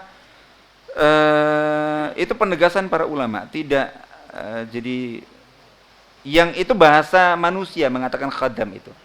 Hakikatnya kalau kita tahu itu yang khadam itu manusianya. Jadi mereka tidak mungkin memberikan bantuan apapun kecuali dia telah memberikan syarat. Dan itu kaidah di satu sisi, dan juga itu pengalaman testimoni. Jadi itu berlevel-level sesuai dengan level kesaktian yang diberikan oleh jin itu. Dari mulai berlebih-lebihan dalam hal mubah, melakukan yang makruh, jadi meninggalkan yang sunnah. Itu biasanya kalau seperti itu saja, itu masih levelnya rendah. Seiring dengan pelanggaran syar'i yang ditinggalkan, itu semakin tinggi kesaktiannya, sampai termasuk, mohon maaf ya, mulai dari yang tidak terlihat itu apa itu, jadi makan, mohon maaf, jadi makan dengan tangan kiri, minum dengan tangan kiri, misalnya contoh begitu, itu sebagai syarat ya. Terus kemudian juga apa itu, jadi ya tidak mandi junub. Nah, itu kan nggak ada yang orang tahu kecuali mungkin keluarganya barangkali, tersembunyi. Itu tapi udah mulai melanggar. Sampai kepada ya ada yang menikah dua, itu kakak beradik, ibu dan anak, nah, itu sudah level mulai tinggi. Nah itu ada, bahkan ada kisah-kisah nyata itu. Jadi ada yang menduduki Al-Quran, Jadi ada yang setiap didatangi oleh orang yang minta tolong kepada dia itu selalu minta dibawakan Al-Quran. Mereka tidak tahu. Itu setelah meninggalnya baru ketahuan di kamar khususnya itu ternyata ketika didobrak karena terkunci, selalu tidak ada yang berani masuk ke kamar itu. Ketika didobrak itu kaget semuanya, didapati Quran berserakan campur dengan kotoran manusia. Jadi gitu. Yang lainnya itu adalah yang juga selama hidupnya diyakini sangat sakti sekali. Itu setelah meninggal itu dia punya kamar kecil yang tidak pernah ada seorang pun dari keluarganya juga yang memakai itu, dan tidak yang berani. Ketika meninggal pun juga terkunci, akhirnya kemudian didobrak. Ketika didobrak itu didapati mohon maaf, tempat pijakan kaki ketika orang buang hajat itu 2 Quran. Nah, kalau sudah level itu memang saktinya tinggi sekali soal itu. Sampai ada, nah itu banyak. Jadi itu kaidah ya, kaidah. Sebabnya karena tadi itu. Jadi mereka lebih bisa melihat kita tidak bisa melihat mereka. Insyaallah. Nggih. Assalamualaikum. Waalaikumsalam warahmatullahi wabarakatuh. Hubungannya jin sama ruqyah apa? Terus seberapa perlu seorang peruqyah komunikasi dengan jin di saat dia meruqyah? Gimana? Seberapa perlu seorang peruqyah berkomunikasi dengan pasiennya ini tadi yang dianggap jin pada saat meruqyah? Ya. Terima kasih. Baik, kalau hubungannya bahwa ruqyah itu ya salah satu sarana efektif jadi untuk menerapi seseorang yang terkena gangguan almas ya, gangguan kesurupan, gangguan kerasukan. Yang itu ijma' para ulama. Artinya bahwa dia salah satu yang sangat efektif itu dengan ruqyah itu. Jadi meskipun juga ada yang lainnya ada bahwa, tapi intinya adalah dengan ruqyah, dengan dibacakan ayat-ayat Al-Quran, baik dari petunjuk-petunjuk riwayat, praktek-praktek para ulama sepanjang sejarah dan juga pengalaman nyata. Kan ini kalau kita baca dalam kitab-kitab hadis para ulama, bab ruqyah itu dimasukkan dalam kitab tib. Jadi bukan dalam pengobatan, bagian dari pengobatan. Sehingga para ulama mengatakan ya ini juga bisa didasarkan pada pengalaman. Faktanya seperti itu. Jadi itu kalau dari sisi hubungannya. Jadi di sisi hubungannya. Lalu kemudian yang kaitannya dengan apakah seberapa perlu atau seberapa penting jadi seorang peruqyah berkomunikasi dengan jin. Jadi yang bahwa hal itu kita katakan dimungkinkan dan juga kadang diperlukan. Tapi seberapa itu adalah sebatas ketika peruqyah itu dengan ilmu dan pengalamannya, tapi juga dia harus hati-hati dan waspada. Itu merasa bahwa dialog itu dirasa bisa bermanfaat, efektif untuk berhasilnya proses mengeluarkan jin dari tubuh pasien. Jadi intinya fokusnya untuk itu. Jangan sampai karena ini juga para peruqyah bisa terlena. Nanti asyik dialognya untuk diciptakan kemana-mana, saya juga citanya itu. Dan itu malah bagian dari pengelabuan jin itu. Jadi artinya tidak boleh lupa bahwa target utama dia bukan dialog, bukan komunikasi, bukan wawancara. Jadi ketika berlama-lama di sini itu malah sebetulnya dia sudah masuk dalam perangkap jin itu. Jadi fokusnya adalah ini dalam rangka untuk itu, sebatas itu. Termasuk juga misalnya kadang-kadang juga mendakwai gitu. Itu bukan tujuan utama. Tapi memang bisa jadi kan juga contoh para ulama ada yang begitu. Ternyata ya bisa keluarnya dengan cara disadarkan, coba disuruh masuk Islam, ditalkin terus udah itu. Ya. Tapi fokusnya adalah intinya bagaimana dia keluar. Nah ternyata ada di antaranya bisa dengan cara itu. Nah cuman peruqyah itu bukan inti utama. Ada yang sengaja memang jadi diusahakan supaya bisa wawancara. Jadi ini berubah proses ruqyah itu dengan wawancara dengan jin, dan itu ketika itu terjadi sebetulnya peruqyahnya itu yang sudah terkena atau masuk dalam perangkat jin. Insya Allah gitu. Jadi bahwa termasuk juga tetap hati-hati ketika kan bisa jadi dia menyampaikan informasi-informasi. Jadi bahwa menyampaikan hal-hal tertentu yang dimana peruqyah bisa terpengaruh. Jadi percaya. Jadi bahwa apa boleh kita mempercayai, itu pun juga dalam rangka untuk itu. Misalnya sebagai contoh ada apa itu di antara yang jadi yang bisa kita buktikan yang dalam rangka proses terapi. Misalnya maksudnya adalah ini, bukan ada yang sampai ditanya A, B, C yang nggak perlu ditanya-tanyakan kemana itu. Itu sudah, berarti peruqyahnya sudah melenceng. Tanya yang dalam konteks terapi. Contoh begini bahwa di antara mungkin salah satu penghalang kesembuhan itu adalah ketika memang ada benda-benda yang menjadi sarana itu yang memang harus dihilangkan. Orang ini terkena gangguan karena kena sihir, guna-guna. Itu ada ini benda-benda sihirnya itu yang paling efektif kalau kita bisa menemukannya dan kita bisa menghilangkan dan menghancurkannya. Lah, itu ada di antaranya, itu dapat petunjuk tempatnya itu dari jin itu. Nah, cuman kita tidak langsung mempercayai. Ya siapa tahu gitu. Yang bisa kita cek. Jangan tanya yang tidak bisa kita cek. Jadi gitu. Misalnya ini karena ada banyak kasus, banyak contoh yang ternyata dia bisa menunjukkan benar, kita cek betul. Dan itu yang efektif kemudian kita ini kan. Ya bahwa kenapa dia menunjukkan wallahu alam, tapi yang jelas itu banyak pengalaman seperti itu.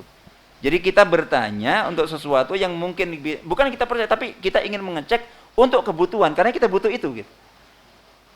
Tapi kalau hanya segera ngetes, ini si A lagi ngapain ya gitu.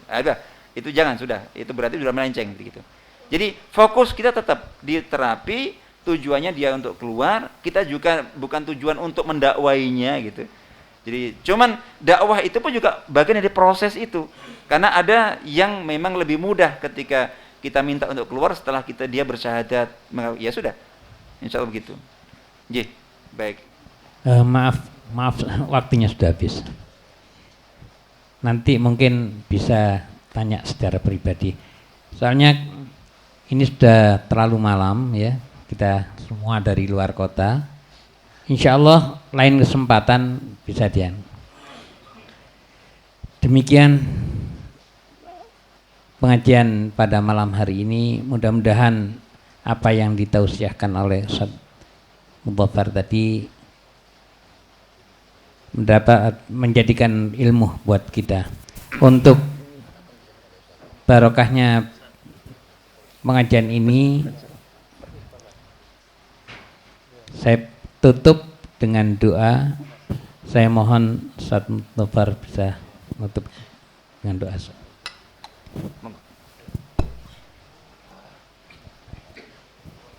Ustaz, mohon maaf Ustaz.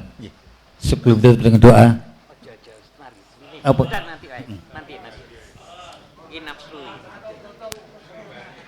Sudah nanti. Di mobil nanti bisa.